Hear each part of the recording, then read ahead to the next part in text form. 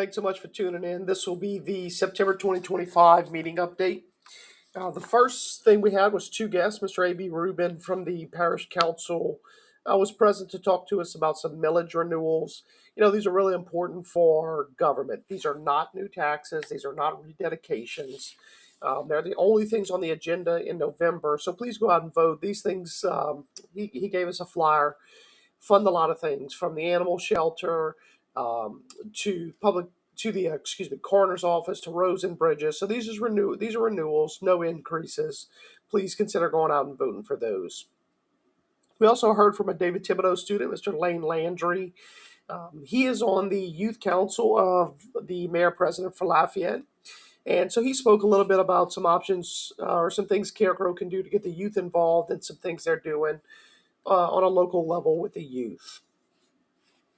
We approved the regular meeting minutes from last month and the financial reports. The financials continue to be positive, meaning higher than last year. And so that's really good for us going forward. We continue to see growth in those numbers. And the mayor and I are working, and she's working, of course, with her team and the chiefs and administrative staff and the rest of the council on getting the budget ready for next year. But I'm really reassured by what I've seen so far in terms of sales tax income this year. We then moved on to the department heads. First was Mr. Buster Broussard. If you've been following the saga of the sewer lift stations, the pumps are actually running now, so we're off of the bypass pumps, which is great. But they're still not done. They poured concrete in the rain, so there's some work they need to do to correct that, and some other things. And so, as you may have recalled from previous meetings, our attorneys have been moving forward to ensure that the city is made whole. Mr. Seth Darbone with the gas department talked about some, I believe it was lighting upgrades, but some upgrades to the playground behind Assumption Church. So lots of good things there. There's been some increased lighting around the Macro-D stage at the park. And then, of course, he's involved with the food bank, and so 150 or 200 boxes were given out during the most recent um, food bank drive. The Chief Administrative Officer, Mr. Purvis Morrison, talked about the gas grant that we've gotten and some grant administration type stuff. And so that's continuing to move forward. We did hear from the engineer that we may end up having to break a few parts off of that project. So one of the big things is we currently have some lines. If you've gone near some of the bridges in town, there are some gas lines that cross near the top bank of the coulee. We'd really like to get those deeper under the ground, obviously for safety reasons, but that's quite costly. And so, as the estimate, and we've kind of got a better idea of where that project needs to be, we're kind of on the top end of the grant. And so, they will put those portions, meaning the crossings, as an option. So, if the bid comes in over what we have for the grant, we can reject those options but continue with the rest of the project. So, hopefully, it comes in under budget or at budget, and we turn out okay. Parks and Recreation, really great report. For those of you who have not been to Pelican Park recently, the concession stand is open. I got rave reviews from that, and overall things are going well at the sports complex, at the community center, at all the different places. I do want to bring up Farmers Market. That'll happen at Carecrow Park October 18th, November 15th, and December 13th. Take a look at the Life in Carecrow page, the city page. There'll be some information there. That's one of the things we have tried many years ago, and it kind of fell off, but we're picking it back up, and I'm really, really hopeful that we get a good turnout there, both vendors and citizens. Adult softball did really well this year, and so they are going to have I don't know if I guess it's a winter league. I don't know if they're calling it fall or winter, but that'll be starting up. And then I'm unfortunately recording this after Macro-D, but we have Macro-D still going. Police Chief David Anderson talked about the National Night Out, which will be October 7th at the police station, 5 to 7. This is a free event There's food, tons of activities for the kids. We've gone every year with my kids, and it's really a great time for kids and adults. Typically have a Black Hawk helicopter that lands. Acadian Ambulance usually lands their helicopter. Lots of first responders are there. It's really, really a great event to go out and meet the community, meet first responders, get some food, let the kids play. So it's great. Fire Chief David Mouton talked again about their um, smoke detector program. They have free smoke detectors, and so they can come out to any home that does not have smoke detectors and put them out. They've been busy doing that. And then October is Fire Safety Month. Most schools and daycares are already in contact with them, but if you're a homeschooler or you have some alternative thing that you're doing, they're happy to give a station tour to those kids as well.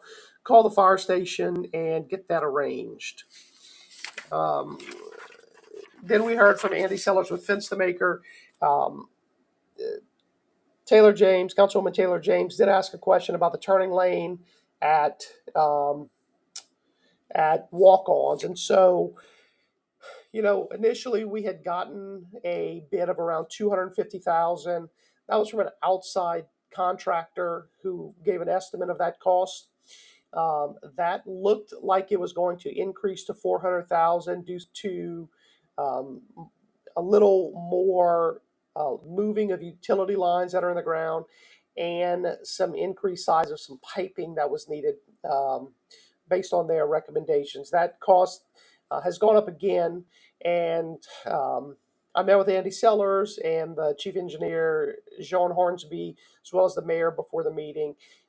We or they, at my strong recommendation, are looking at options. We think that we have two potential avenues that we're seeking in terms of getting that project back in the budget, or seeing what we can do to mitigate this cost. And so more to come. The mayor and her team are meeting with uh, the involved parties and seeing what we can do. I'm committed to doing everything I can to get this cost down. I think that I asked some hard questions to the engineers to ensure that they have done what they can to get the cost down and making sure we're getting a fair shake at it. I was very clear with them that this is often what happens when government gets involved. And to be fair, I brought this to the council as part of walk-ons trying to come to Carencro. This turning lane was a deal breaker for them. They were walking away, and we had some money in the TIF district, which is what that money's used for. And so I brought this to the council, and the council has supported it, but the cost has risen. And so I feel I am responsible to take the bull by the horns and really try to get this project back down or closer in the budget. So more to come, but the mayor's committed, the engineers are committed, and we're working forward. We had three resolutions. We added one on. The first one was to apply for a block grant, and this is for some of the sewer lift stations. I've talked about those before. That passed unanimously. The real big one was awarding the contract to Southern Constructors for the sewer plan. And so I'll talk more about that in just a minute, but we did award that project. And then the right of way off of St. Peter Street, we did unanimously pass to abandon that right of way so that that property could be sold and stay in commerce. We then moved on to introductory ordinances. The first two were what we talked about previously with litter and trash. They passed unanimously. Again, I just can't say enough of the good work that Danielle Caprito does with litter and parks and the youth. She's really taken that to heart and does a great job. And these were um, excellent ordinances that really continue that mission of cleaning up our town. There were some typographical errors that we corrected at the meeting in one of the ordinances. Not a big deal. Got it corrected, and we moved on. The next two introductory ordinances dealt with the sewer, the funding of sewer. And so I'm going to break it down briefly. There's essentially four funding sources that we're going to use. So what we've had since I think 2015 or 2016 pending was a $22.9 million USDA loan. That is still in place. In addition, USDA is going to give us a $2 million grant. Then we got $7.5 million in water sector money. So that comes out to about 32 million, something in that range, 33 million. In addition to that, we are going to put up, the city of Carrickfern has committed $5 million from the 2016 sales tax. That is a sewer tax that was passed back in 2016. And then we're going to bond, and the bond was the sort of big question this whole time, depending on what the total cost was going to be. Those other costs were essentially fixed, but the bond was the big question. And of course, the bigger the bond, the longer the higher the notes and all of those things. And so the plan is to bond about $9.2 million, give or take. And this is considerably better than we had planned. So really, really, really good news, in my opinion. I think we're looking at about very, very rough numbers.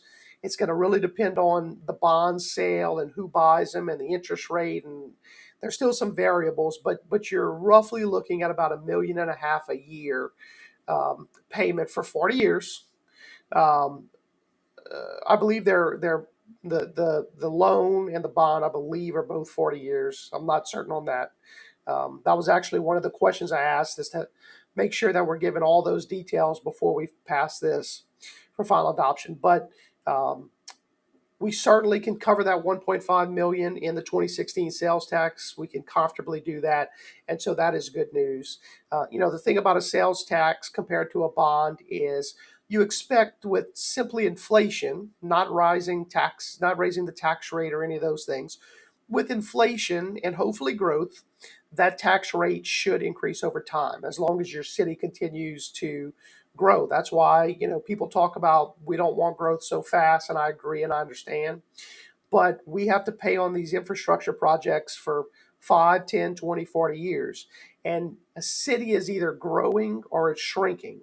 We have to ensure that we're continuing to grow slowly, methodically, but we have to continue to grow to keep these sales tax revenues at a level that we can pay the bonds, to keep the water clean, to keep the sewers flushing and toilets flushing and roads paved. But we're pretty comfortable where we're at in terms of paying that loan. So really excited. We had a lot of people there from Raymond James and the bond attorney. So I think that went well. 2 ordinances for final adoption. We've talked about those multiple times. The first one was the excavation permit. That's about the digging and the trenching in the right of way, and will now require a permit. And then the other one was about drainage systems, which is the allowing the road in subdivisions to come up to the center line while they're doing their calculations. So that was it for final ordinances. And then for discussions, Mr. Miguel Alvergue, I apologize, I did not pronounce his name correctly, owns a piece of property on the corner of Arsenault Road and Walter Drive.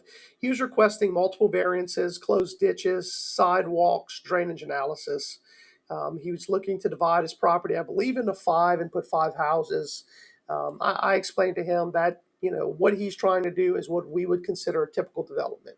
He's trying to use his property to put multiple houses, which is fine. We want that in the city. We want people to build different types of houses, different sizes, but the ordinance is in place to prevent those developments from affecting the neighbors, whether that's flooding, whatever it is. So he did not get a motion to accept his variance, therefore it died. He's still welcome to do his project, but he'll have to come into compliance with the code. And I hope he does. I hope that he continues to do what the ordinance states and move forward with his project. But that'll be determined at a future time. We heard a little bit more from Mr. Chris Richard on the sewer plant. It should be a couple of years of construction, but they'll get moving on that late this year, early next year. And that basically concluded the meeting. Again, these are usually a little shorter. for the regular meeting, because I spend most of the time explaining what's happening during the committee meeting. So thanks again for tuning in, and I look forward to telling you more about Carecrow next month.